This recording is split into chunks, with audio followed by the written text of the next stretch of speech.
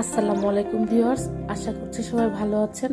আজকে আমি আপনাদেরকে দেখাবো খুব সহজে কিভাবে একটি নাস্তা তৈরি করা যায়, আর সেটা হচ্ছে তাল দিয়ে প্যানকেক। আর এই প্যানকেকটি তৈরি করতে মূল উপাদান হিসেবে ব্যবহার করেছি তাল। তো চলুন দেখা যাক আর কি কি উপাদান লাগছে। বেকিং পাউডার, গুঁড়ো দুধ, ডিম, লবণ, তাল, সাথে আরো লাগবে ময়দা, চালের গুঁড়ো, চিনি ও পানি। প্রথমেই ব্যাটার তৈরি করে নিব, সেজন্য একটি পাত্র নিয়ে নিলাম।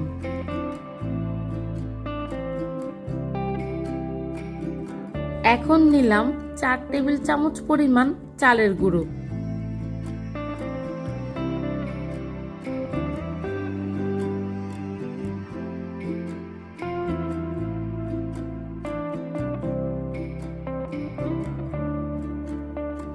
চার টেবিল চামচ পরিমাণ ময়দা,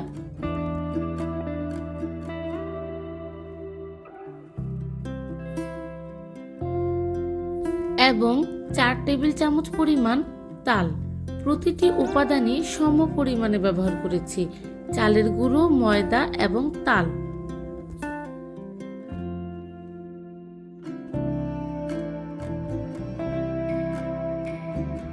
এখন দিয়ে দিচ্ছি একটি ডিম,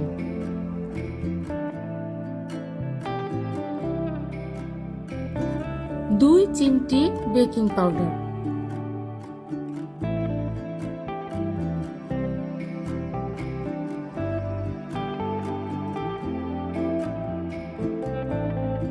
স্বাদ অনুযায়ী লবণ,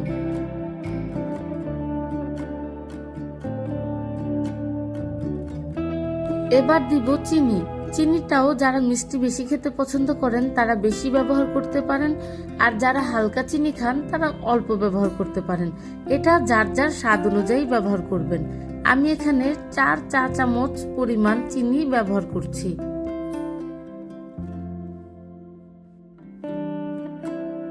এখন দিচ্ছি 2 চা চামচ পরিমাণ গুঁড়ো দুধ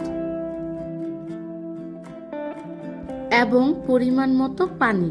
পানিটা আমি একবারে দিচ্ছি না, কারণ একবারে পানিটা দিলে অনেক সময় ব্যাটারটা বেশি লিকুইড হয়ে যেতে পারে, তাই পানিটা আমি একটু পর পর আন্দাজ করে দিয়ে দিচ্ছি।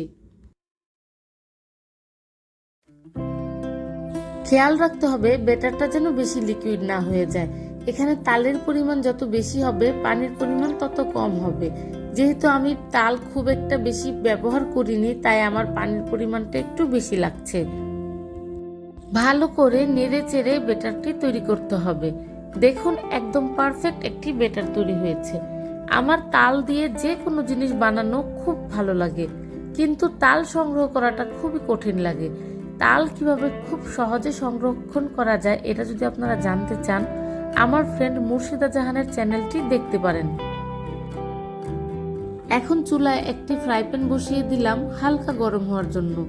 যখন ফ্রাই প্যানটি একটু গরম হয়ে উঠবে, সেখানে আমি 1 টেবিল চামচ পরিমাণ সয়াবিন তেল ঢেলে দিচ্ছি। তেলটি একটু গরম হয়ে উঠলে তারপর আমি ব্যাটারটি ঢেলে দিব।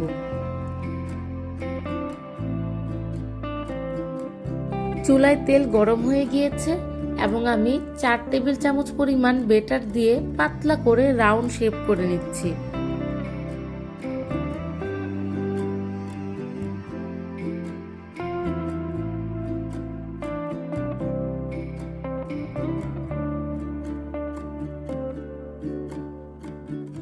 কিছুক্ষণ অপেক্ষা করব এক সাইড ভাজা হওয়ার জন্য। এক সাইড ভালো করে ভাজা হয়ে গেলে এখন উল্টে দিচ্ছি।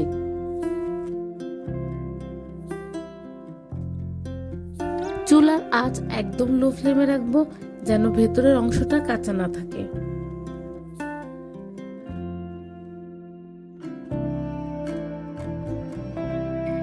খুব সুন্দর একটি কালার চলে আসলে এবার চুলা থেকে নামিয়ে নিব।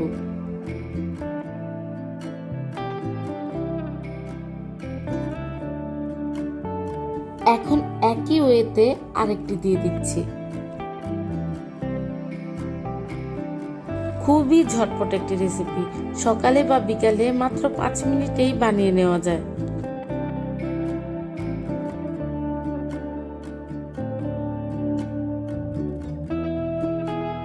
হয়ে গেল খুব মজার একটি নাস্তা, তালের প্যানকেক।